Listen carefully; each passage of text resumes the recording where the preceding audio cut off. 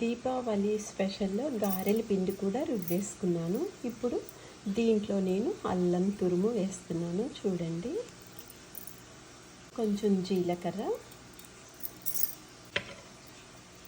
ఉల్లిపాయ, పచ్చిమిరపకాయ ముక్కలు. ఈ గారెలు చాలా బాగుంటాయి. ఉల్లిపాయ, పచ్చిమిరపకాయ ముక్కలు వేసుకొని జీలకర్ర, అల్లం తురుము వేస్తే ఆ గారెలు రుచే వేరు. ఇప్పుడు ఇదంతా కలిపేసుకోవాలి. రుచికి సరిపడే ఉప్పు. ఇప్పుడు ఇదంతా మిక్స్ చేసేస్తాను అన్నమాట. చూడండి, గారెల పిండి కూడా కలిపేసాను. ఇప్పుడు గారెలు వేసి చూపిస్తాను మీకు. చూడండి, దీపావళి స్పెషల్. గారెల పిండిలో ఉల్లిపాయ, పచ్చిమిరపకాయ ముక్కలు, కొంచెం అల్లం తురుము, జీలకర్ర, ఉప్పు వేసి కలిపేసాను. చూడండి, ఇప్పుడు గారెలు వేసి చూపిస్తాను మీకు.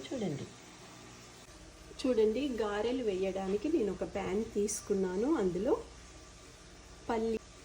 పల్లి నూనె, వేరుశనగపప్పు నూనె వేస్తున్నాను. కమ్మగా బాగుంటుంది ఈ నూనెలో గారెలు వేసుకుంటే.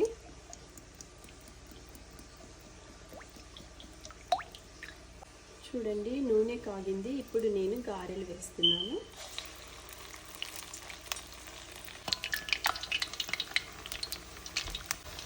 చిన్న మంటలోనే గారెలు వేపుకోవాలి. చూడండి, గారెలు ఎప్పుడు కూడా చిన్న మంటలో వేగితేనే చాలా బాగుంటాయి.